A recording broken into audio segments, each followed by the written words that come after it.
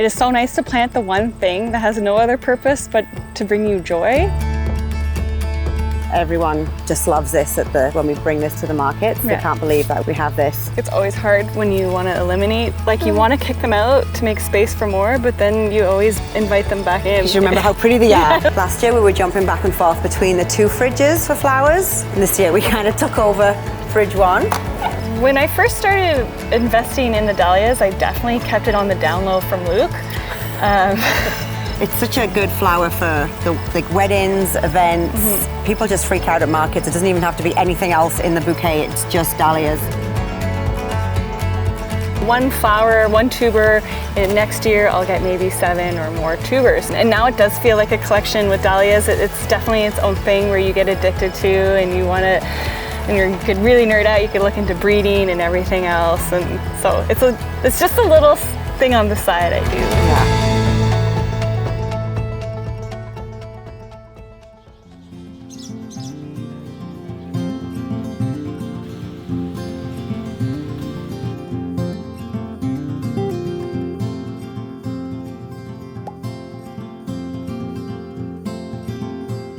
This area for flowers, we call it the pond garden because there is a pond just behind it. There's about, I think, 10 beds here. And this was where all our first succession of the flowers started to go into the ground. We ran the netting on all the beds except for 2. We have learned this year that next year the netting is going to go on all the beds, regardless of whether they say that they want it on or not. Just because if it rains or it's windy, some of the flowers still will fall down.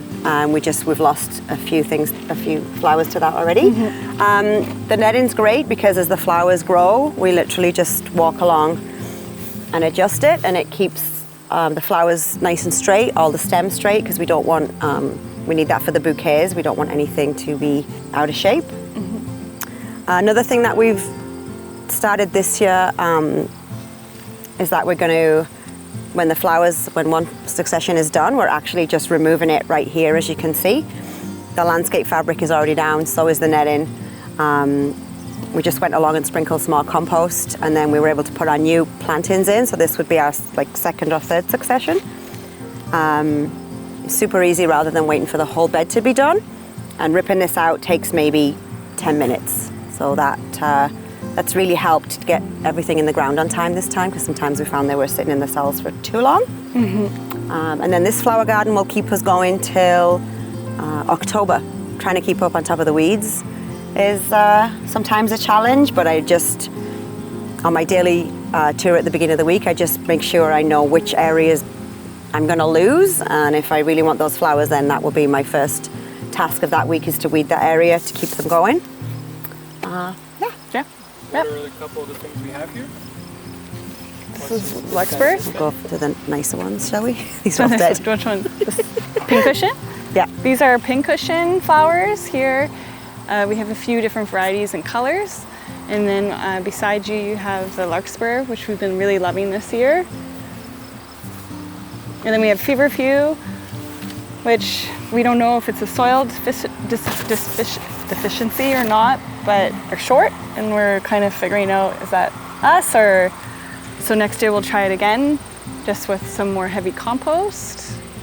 And our zinnias over here as well. I think that's something else as well we're figuring out, of which flowers we want next year. Like we do need them to be tall for the bouquets and for the vases. So we're already going through the elimination of, okay, if researching again, okay, how tall should this one be? We know there's a few different varieties of feverfew, so maybe we just stick with the taller one and then give us some space in the beds for something else. Yeah.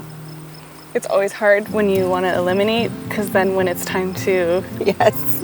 It's really like you want to kick them out to make space for more, but then you always invite them back in. Because you remember how pretty they are when you have them, and you're like, oh, I can't do it. It's so hard. It's the hardest thing. Can you tell me about these arches that you made? Why'd you do that? Okay, yes, we made these arches for a few reasons. First one, instead of rebar, for eye protection. If someone were to flip, we don't want anyone poking their eye out. Also to slide up the netting. And then for season extension, we put plastic over for little mini tunnels for certain crops that do need to be protected from the cold, so that we like to start a little bit earlier. Or shade cloth for the ranunculus, we also use these too.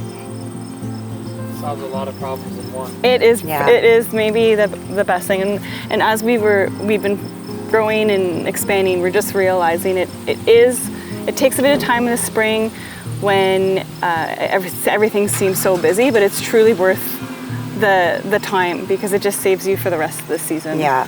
And it also looks really pretty. Yeah. Against the flowers, like instead of just the rebar sticking up. But yeah. It does. Well, this is nothing to show. These were just extra dahlias that we had that we wanted to put in the ground later just so we could get the tubers. We didn't want to lose the amount of tubers, so we just popped those puppies in.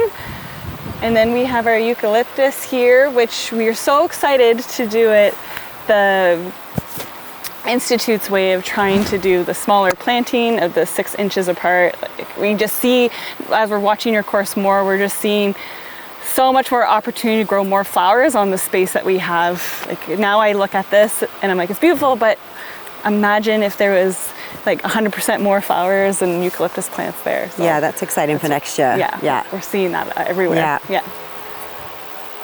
And then we have our Solacea up here. This is really slippy. And our sunflowers that are done their first succession. We're trying to keep the aisles covered to keep the weeds down, so we're using, this is shade cloth and old tarps. But I was saying this morning, like with these, the size of these already. Yeah, they're so pretty. And then these by October will probably be, I said, as tall as me.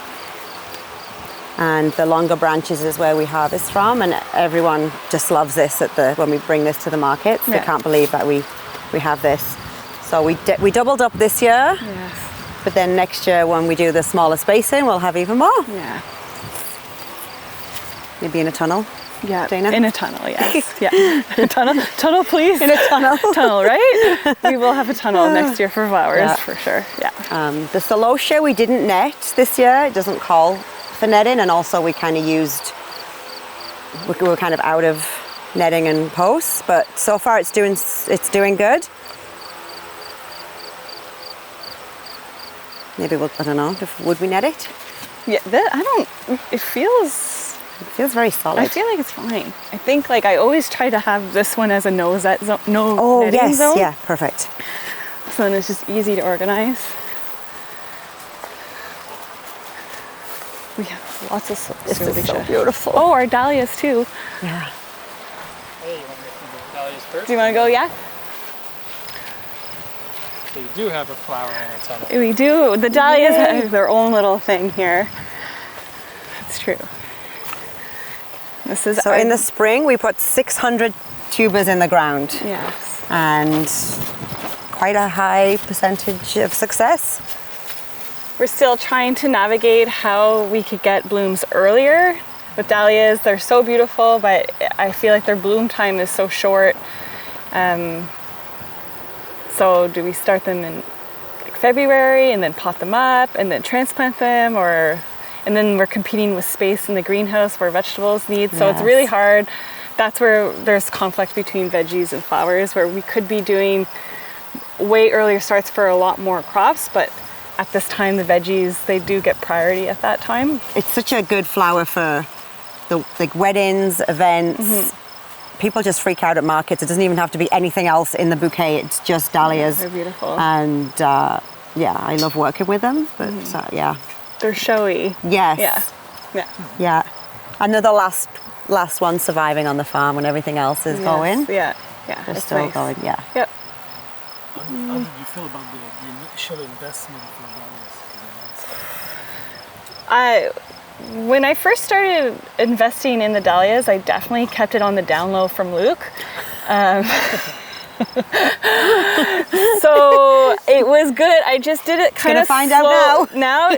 Now this is the moment of truth where you may know. But I did do it in chunks, knowing that a dahlia flower produces all the tubers, and so one tuber, and next year I'll get maybe 7 or more tubers. So knowing that, I just kind of slowly started with a collection of like 10 plants and then 10 more plants. And every December, I like to just slowly build my collection. And now it does feel like a collection with dahlias. It's definitely its own thing where you get addicted to, and you want to, and you could really nerd out. You could look into breeding and everything else. And so it's just a little thing on the side I do. Yeah. But just 600. That's it. And then a few more over there, right? Like, it's not a big deal. And even Boo Boo likes the dahlias. Yeah, Boo Boo does like the dahlias. All right. Oh my gosh. Boo Boo, get out of there. Boo Boo, you little bugger, get out. Boo, your poor eye. I know. So now we're at our third flower bed, flower area. In the first 2 beds we did Lysianthus, and this was our first year of trying this. We definitely know next year that it probably needs to be kept in the greenhouse or even with a tunnel over it. This was something that we were talking about just because we planted these seeds in March and here we are in mid-August and still kind of small. But again, this is our first year. I'm actually really happy that they're all growing. It looks beautiful, and we will get to use them at some point, maybe in October. But again, something to learn for next year. Then next to it, we have 2 more beds of celosia. This one has the netting because it's the snapdragons. We ordered new netting and it was wider, so I just covered both beds because why not? Yeah. And then beginning of this week, I got to plant in our fall succession. So at the back of this bed, we planted in some more cosmos, some more snapdragons, Queen Anne's lace, all the things that kind of are good for the colder temperatures. Again, to keep us going till the end of October for events and market flowers. And it has no weeds right now, so it looks really pretty. It does look very nice. Yeah. And the colours of these, that Dana did an amazing job of picking the colours this year. The reds over here are pretty. I sold 2 mason jars of this stuff immediately last week. So cool. Like it just looks like under the sea. Yeah. I love it. Yeah, are you doing both types of contente? Yes, yeah. So you'll see here the coxcomb, and then mixed into is the other variety as well. Yeah. It's a nice one to have because people aren't familiar with it. So when they see it in the bouquet, so many questions. And then I was just telling Dana I took one maybe 2 weeks ago in a little mason jar, and then a lady asked me for a full mason jar of what we had. So the last 2 weeks now, that's what I've taken her. And she just, she's just not like she can't believe what it is. How pretty it is, right? She's like, it's like under the sea. Yeah, it's mermaidy. You like when you don't know it exists and you first see it, you kind of get memorized by it. Just the shapes and the colors and how they progress. I love them. We grow a lot because we're gonna try to dry it. Yeah, last year as well, I did dry a lot of the celosia, so that's and it kept really well, and people liked it in the dry bouquets, also in the fall. So, yeah. Boo Boo, you're a little menace. This is a big improvement from last year. I don't know if Luke told you, but every time we did bouquets, I would grab the folding tables and just pop them up wherever I could get to in the barn. So we decided at the end of last season that that's actually very time consuming I had different bags with tape and things like that. So beginning of this season was great. We got this all set up. Luke installed some shelving over there, and we just keep this permanent now, and it's cut down on all of that. So it's good for now. It's great. And then for drying, we started a bit later in the season last year and took dry bouquets to market, and realised that people really still loved our flowers even though they were dried, and that they were going to have them a lot longer. So this year we did decide even that we would plant like a full bed of a certain flower, so that because we love the way they dried. So like this right here is the status, and when it dries it holds its colour really nicely. So we decided that we would do a little bit extra of this year, so even though they get it in the bouquets, we can then dry a lot more and still have the colour, which I think is one of the things too we were learning of what flowers hold the colour. We don't want everything just to look brown. And so this year the drying has happened pretty much straight away. When I harvest a bucket for the bouquets, I'll harvest a bucket to bring back and hang up. And I've just been doing that throughout the week. And then I'll make bouquets and also put them in some vases too, especially around Thanksgiving. We noticed we sold quite a lot. People like them as gifts, and it's already in a vase just to take and on the table. And then these are some that are already dried. So I usually leave them up there between about 2 or 3 weeks. And then we have this crates too that I'll start storing them in once we get a lot going, and we even have some left from last year. So, and then we take them to market, and if they don't sell, it doesn't matter. We bring it back, take it back the next week. Like it's not like fresh flowers where we're like, oh, it's not stressful at all. No, it's really nice. Yeah, and then we'll show you. Last year we were jumping back and forth between the 2 fridges for flowers, and this year we kind of took over fridge 1. So this is where we put all the bouquets and all the things that are harvested. So something like this is all ready for the market. So when Luke packs the truck, he just has to pick it up. They're already organized in there.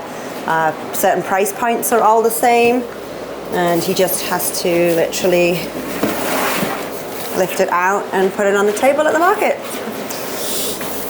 We've played around with what's the best way to transport them, and we're actually really loving this way.